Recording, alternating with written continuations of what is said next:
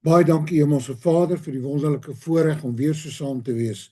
Dankie vir u woord. Dankie Here dat ons om u woord kan sit en weet dat u woord is die waarheid. Ek wil bid dat u dit sal lewend maak in ons harte, dat ons dit sal ontvang en dat ons daardeur opgebou sal word in ons allerheiligste geloof. Baie dankie in Jesus se naam. Amen. Nou die verlede keer toe ons aan was, het ons by Hoofstuk 3 vers 10 het ons opgehou, daar waar Paulus weer eens die begeerte uitgespreek het, hoe graag hulle weer by die Tessalonisense wil uitkom, maar dat dit tot toe nog nie moontlik was nie. En nou hiervan in Hoofstuk 3, vanaf vers 11 tot by vers 13, sien ons dat Paulus eintlik in 'n gebed gaan. Ek gaan die 3 verse vir julle lees en dan gaan ons bietjie daarna kyk. En mag God ons Vader self en ons Here Jesus ons pad na julle toe oopmaak. Sien eers spreek hy sy begeerte uit en hy vertel vir hulle hoe hulle bid daaroor, maar nou kom hy en hy spreek eintlik 'n gebed uit. Mag die Here julle liefde vir mekaar en vir almal laat toeneem en oorvloedig maak, soos ons liefde vir julle ook. Mag hy julle harte versterk, sodat julle met die koms van ons Here Jesus, saam met al sy heiliges, onberisplik in heiligheid voor ons God en Vader kan wees. Amen. Nou, hierdie hoofstuk 3 vanaf vers 11 tot by vers 13 neem die vorm aan in Engels 'n intercessory wish prayer. As ons Afrikaans moet vertaal, kan ons sê dis gebed waar voorbring die vorm van 'n wens aanneem. Met ander woorde, Paulus bid, maar in sy gebed wens hy. En hy wens dat die Here dit sal moontlik maak, dat hulle versoek kan nagekom word en dat hulle by hulle kan uitkom. Nou ons vind hierdie tipe van gebede reeds in die Ou Testament. Psalm 20 vers 2 tot 5 en vers 10, 1 Konings 8 vers 57 tot by vers 61. Die wish prayers in hierdie gedeelte bevat 3 versoeke wat die eerste hoofafdeling van hierdie brief tot 'n einde bring. Hulle herhaal in die eerste plek Paulus se begeerte om die Tessaloniërs te besoek in vers 11, vergelyk dan ook hoofstuk 2 vers 17 tot 3 vers 10 wat ons reeds behandel het, waar hy dit hoeveel maal uitgespreek het, veral 2 vers 17, 3 vers 6 en dan ook 3 vers 10. En dan bid hy ook en hy vra en sy hoop dat hulle Christelike liefde sal toeneem, soos sy liefde vir hulle toeneem. Dit kry ons in vers 12. Vergelyk dan ook hoofstuk 2 vers 1 tot 12 en hoofstuk 3 vers 6. En dan in die derde plek, die derde vers 13, is sy besorgdheid dat hulle sal vasstaan in die geloof tot en met die wederkoms van die Here Jesus. Net so iets hier, dis baie interessant as mens kyk na hierdie briewe van Paulus, die wederkomsverwagting wat by hierdie mense was. Ek meen Paulus skryf later in hierdie selfde brief, dan praat hy as die Here gaan kom, dan sê hy dat ons wat in die lewe oorbly. Met ander woorde, hulle het verwag Jesus gaan in hulle tyd weer terugkom. Iemand my eendag vertel, daar was 'n oorlewering oor Petrus, dat hulle het gesê Petrus het altyd rondgeloop en hy het gedurig opgekyk in die lig. Daai absolute wederkomsverwagting, wat ek dink in ons daar het 'n mens dit bietjie mense het nie meer daai geweldige wederkomsverwagting nie. Ek meen 'n ou verwag eerder jou eie dood as wat mense die wederkoms verwag. Ek praat nou maar in die algemeen. En So dis baie interessant as ons daarna kyk. Nou hierdie laaste 2 versoeke dien dan as 'n oorgang tot die volgende afdeling van die brief en lei die tema van die volgende afdeling in. Nou die volgende afdeling, hoofstuk 4 vers 1 tot 12, gaan dit oor die heiligheid, dat hulle heilig moet lewe, en dan ook wat jy kan sê, die Christelike etiese optrede, hoe belangrik dit is. En dan, dis 4 vers 1 tot 12, en dan ook hoofstuk 5 vers 13 tot 22, en dan neem die wederkoms ook 'n baie groot ding in, en ons lees dit in van vers 13 van hoofstuk 4, en dan ook in hoofstuk 5. Nou, dit is dan nou net so 'n kort 'n inleiding op hierdie gedeelte. Nou as ons nou kyk na vers 13, sy eerste wensgebed. Ek weet dit is baie interessant dat jy dink, ons sê baie maal, jy weet as jy bid, en Jesus het dit ook gesê, moet julle in die geloof bid, is baie belangrik. Maar hier sien ons dat hierdie ouens het op 'n tyd al gewens. Ek meen Paulus, wat ek dink daarom 'n baie na verhouding met die Here gehad het, en wat ons regtig waar nie kon sê dat hy nie geloof gehad het nie. Maar hulle spreek ook wense uit. So ek dink dis ook nie verkeerd om 'n tyd te wens nie. Ag Here, mag dit so vir my word. Verstaan jy? En dit is wat hy sê, mag dit gebeur.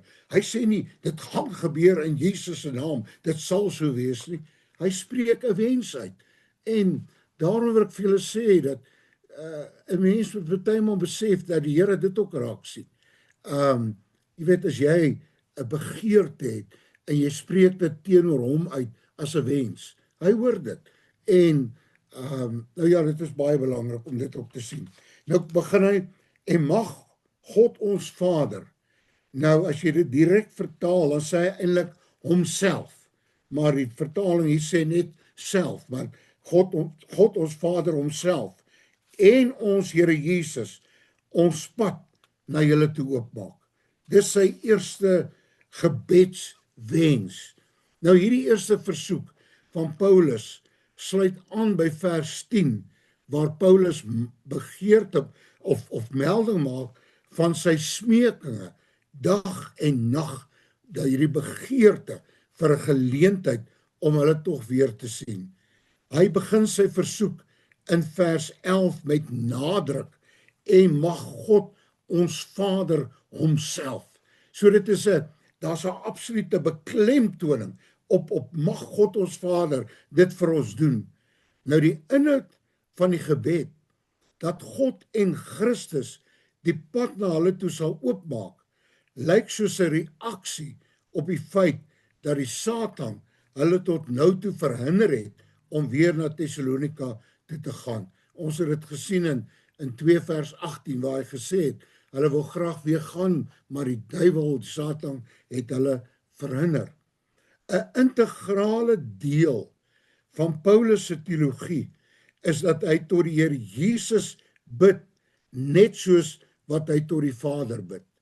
Baie interessant, hy noem hulle in een sin, mag God ons Vader en die Here Jesus.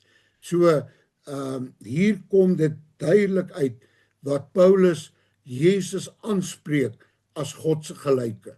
So, by Paulus, hy was 'n Jood, ek meen wat uit die Jodendom uitgekom het, en wat daar in Deuteronomium, die skema, die bekende skema, waar die Israeliete gesê het, daar's net een God, en dan Paulus gekom in 1 Korintiërs 8, dan sê hy, daar is net een God, ons Vader, en maar gaan hy aan, en ons Here, die Here Jesus Christus. So vir Paulus was daar geen onsekerheid dat Christus werklik gelyk is aan God, en dat hy God self is nie. So die drie-eenheidsgedagte was by Paulus 'n absolute oortuiging, hy het dit geweet, hy het nie daaraan getwyfel nie, en hy het met God die Vader gepraat op dieselfde manier wat hy met die Here Jesus gepraat het.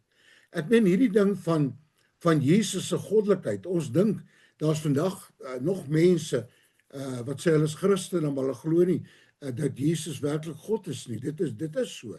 En as ons kyk dat van die vroeë kerk se synodes, een van die dinge wat hulle baie keer oor gepraat het, daar was 'n man met die naam van Arius, en hy het by die synode wat hulle gehou het hy begin verkondig dat Jesus 'n skepsel van die Vader was.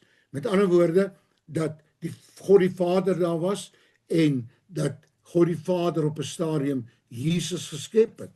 En natuurlik daar by daardie synode het hulle dit absoluut uitgewerp, en hulle het Arius tot 'n ketter verklaar en gesê dat hy dwaal.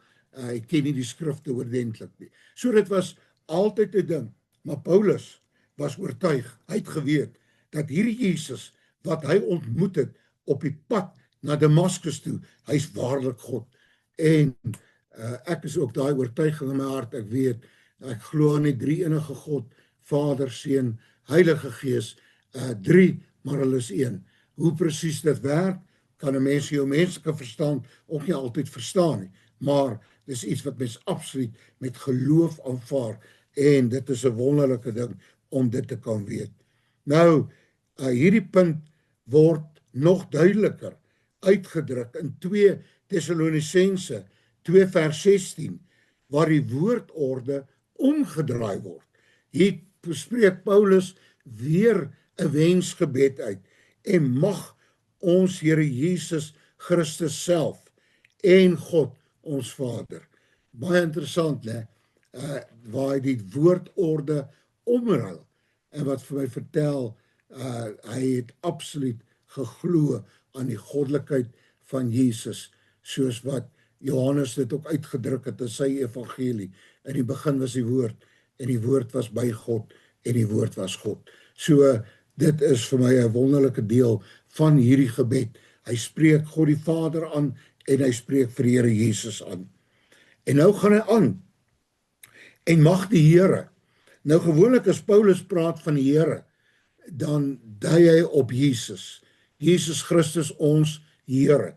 As hy praat van God die Vader, dan sal hy of God sê, of hy sal sê God die Vader, of net die Vader. Maar as ons kyk na sy briewe, as hy praat van die Here, dan wys dit gewoonlik op Christus, soos wat 1 Korintiërs 8 vers 6, hy dit ook baie duidelik uitdruk, daar's net een Here, ons Here Jesus Christus. Nou sê hy, en mag die Here julle liefde vir mekaar en vir almal laat toeneem, en oorvloedig maak, soos ons liefde vir julle ook. Aan die ander woorde, hier tref Paulus eintlik 'n vergelyking, en hy sê dat mag julle liefde vir ons en vir almal net so groot word, soos wat ons liefde vir julle is. Paulus was geweldig lief vir hierdie gemeente. Die eerste brief wat hy geskryf het, soos ons al gesien het, maar hy het regtig ware baie toegeneentheid was daar in sy hart teenoor hierdie mense. Nou in hierdie tweede versoek verskuif die fokus weg van Paulus hulle af, en dit gaan na die Tessaloniërs toe, en dan ook hulle spesifieke situasie. Die tweede versoek word aan die Here gerig, en uit die vorige vers is dit duidelik dat dit die Here Jesus is. Paulus se begeerte is dat die gemeente se liefde vir mekaar in oorvloed sal toeneem, vergelyk hoofstuk 4 vers 9. Hierdie wederwysige liefde behoort in hulle optrede teenoor mekaar sigbaar te word. Praktiese liefde. Dit laat my dink aan 1 Johannes, waar Johannes sê, hoe bly die liefde van God in jou, as jy vir jou broer sê, wat honger is, gaan, en jy gee nie vir hom 'n bord kos nie. As iemand koud kry, en jy gee nie vir hom 'n kombers nie. Praktiese liefde, dis wat hy hiervan praat. Nou met hierdie byvoeging, en vir almal, bid Paulus dat die gemeente ook mense buite die geloofsgemeenskap sal lief hê. So, dit was so belangrik, en weet jy, ag goed, kom met eenmal terwyl ek praat, kom goed met my op. Ek kan nie die ou se naam presies onthou nie, maar een van die keisers het eenmal geskryf, of nee, dit was Plinius, daai Jood wat vir 'n keiser geskryf het, die keiser het hom teruggeskryf, en een van die dinge wat hulle oor gepraat het, was hoe die Christene vir mekaar omgegee het. So, hier skryf hy dit vir die Tessalonisense, maar dit was een van die dinge wat uitgestaan het in die Romeinse tydperk, die liefde en die toegeneentheid en die hulp wat hulle vir mekaar gehad het. Hulle het regtig vir mekaar baie omgegee. Nou ons vind hierdie selfde gedagte in Galasiërs 6 vers 10. Hy sê die volgende daar: solank ons die geleentheid het, moet ons dus aan almal goed wees, maar veral aan ons medegelowiges. So hier kom Paulus, hy sê die eerste plek gaan oor julle, natuurlik eers jou liefde teenoor die Here, maar in die tweede plek, dit gaan oor julle liefde vir mekaar, en dan julle liefde vir hulle wat buite die geloofsgemeenskap staan. Vergelyk ook hier Romeine 12 vers 17. Paulus hoop dat die Tessaloniërs se liefde as 'n leefstyl, dat dit in hulle leefstyl sal demonstreer en daardeur buitestanders inspireer om tot geloof te kom en deel van die geloofsgemeenskap te word. So dit was Paulus. Ek meen, sy begeerte was dat hierdie ouens so lief vir mekaar sal wees, dat die wêreld buite sal sien hierdie liefde en daardeur getrek sal word en uiteindelik ook deel sal word van die geloofsgemeenskap. Dit val in by Jesus se woorde in Johannes 13 vers 35 waar hy gesê het: hieraan sal almal weet dat julle my disippels is, as julle mekaar liefhet. En ek sê weer, dit gaan oor praktiese liefde. Dit is die belangrikste van alles. Nou in die laaste gedeelte sê Paulus dat hulle liefde sal toeneem, net soos ons liefde vir julle. Paulus verwys dus na sy onselfsugtige liefde vir die Tessaloniërs as 'n voorbeeld wat dit beteken om mekaar lief te hê, sowel as diegene buite die gemeente. Hy het homself vir hulle, wat ook eens op 'n tyd buitestanders was, gegee, omdat hy hulle so lief gekry het. Ons sien dit in hoofstuk 2 vers 8. Hy het dag en nag gewerk, terwyl hy die evangelie aan hulle verkondig het, om nie enige las vir hulle te wees nie. Hoofstuk 2 vers 9. Net sy liefde vir hulle kon so opoffering in die hand gewerk het. Hulle was liefdevol en sag teenoor hulle, soos 'n ma wat haar kinders vertroetel, hoofstuk 2 vers 7, en het hulle behandel soos 'n pa sy eie kinders sou behandel, hoofstuk 2 vers 11. Met ander woorde, hier uit al hierdie vorige verse kon ons sien hoe lief was Paulus vir hulle. Dit is hierdie voorbeeld wat hy wil hê dat die Tessalonisense sal navolg en bid dat die Here dit in hulle sal bewerk. Want jy weet self, daardie liefde kan jy nie, dis nie iets wat deel is van ons nie. Dit kom van die Here af. Hy sê op een plek, dink daar Romeine, sê mag die Here sy liefde in ons harte uitstort. Ons het mos vroeër jare 'n koorvers gesing, julle onthou dit dalk. Stort dit nou uit in my siel.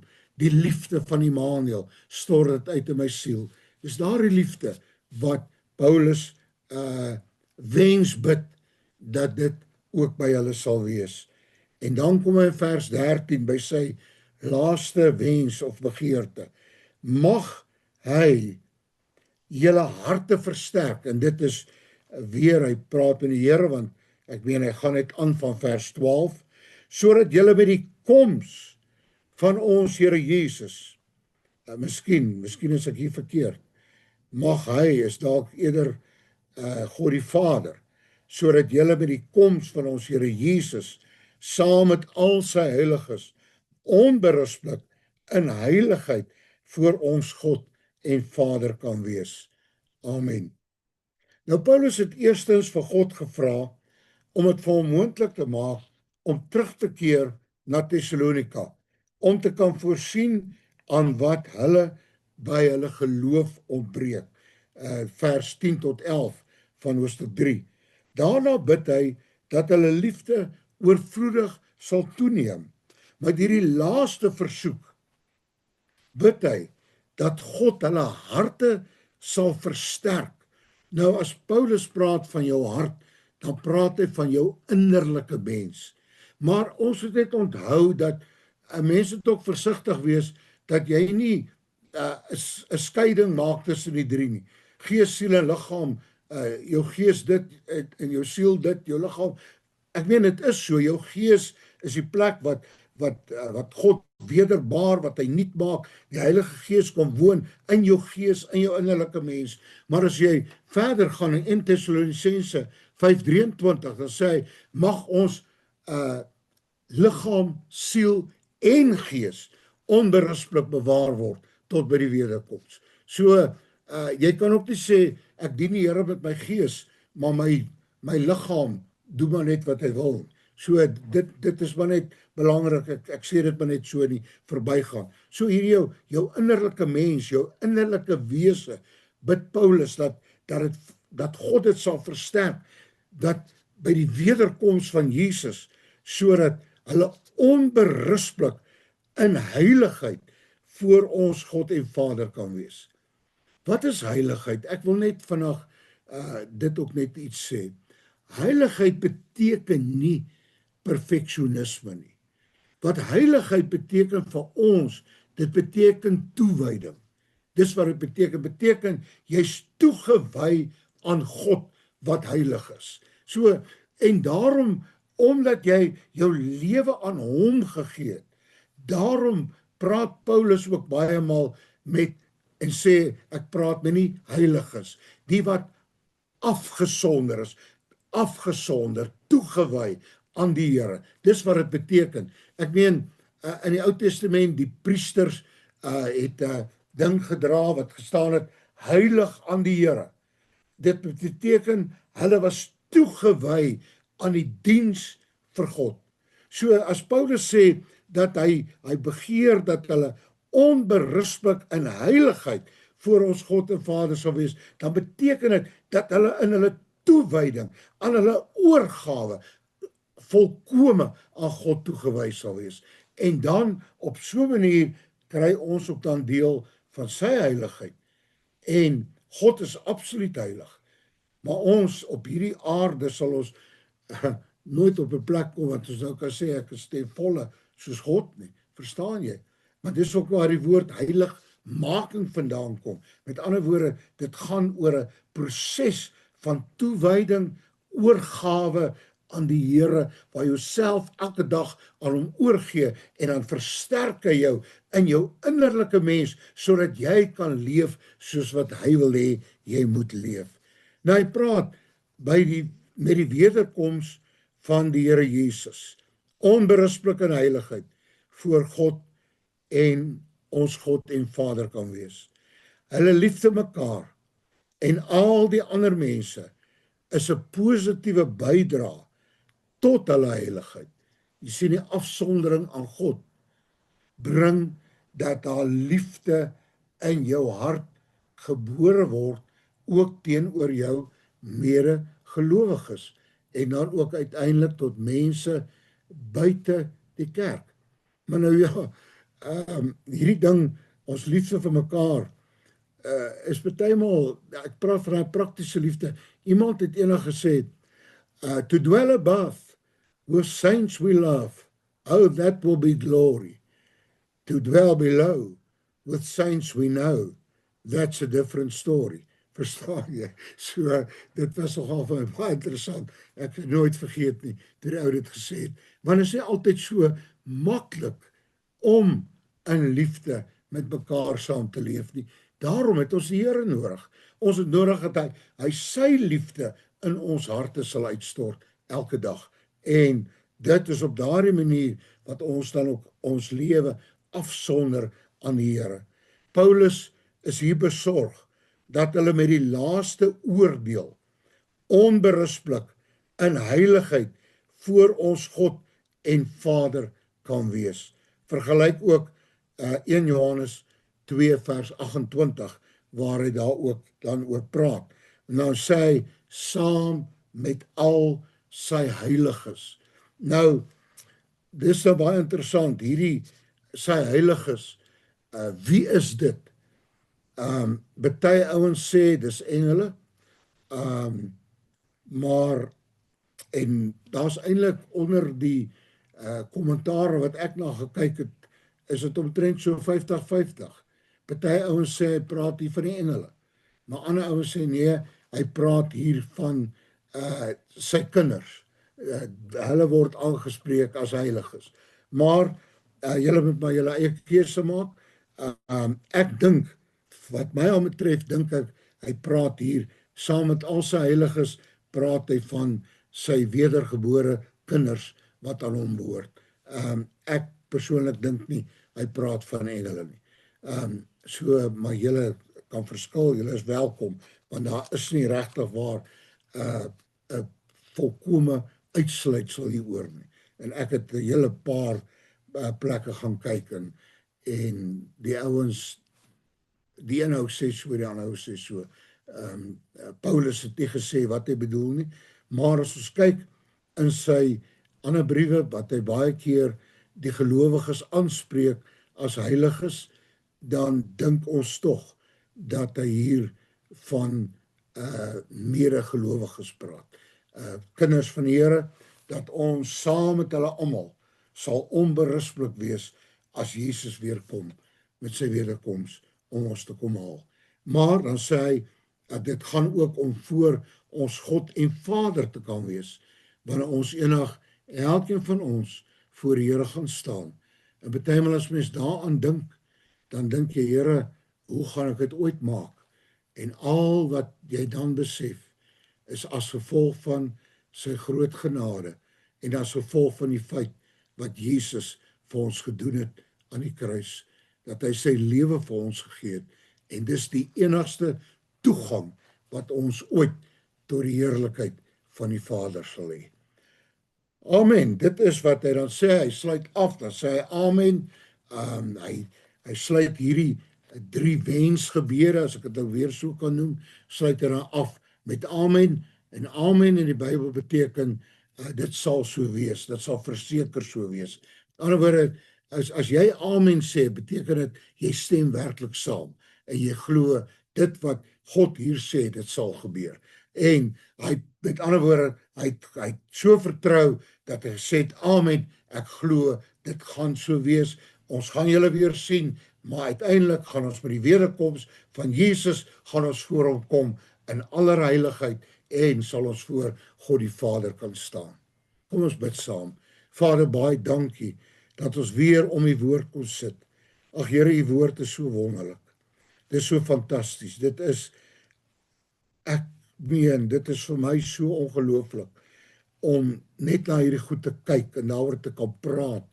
Here, en dan, terwyl mens praat, dan kom soveel goed by jou op, en al die dinge, en dan dank ons u, dat u deur Paulus ook hierdie brief geskryf het, nie net vir daardie gemeente nie, maar ook vir ons, deur die Heilige Gees, wat het wil lewend maak, dat net soos hierdie 3 wense, wat Paulus uitgespreek het, soveel jare terug, Here, dat daardie 3 wense ook in ons lewe sal waar word, dit wat hy gebid het, die onberispelikheid, die heiligheid, om voor God te kan staan, om reg te kan wees, wanneer Jesus weer kom, sodat ons vir ewig ook saam met hom kan wees. Baie, baie dankie, in Jesus se wonderlike naam.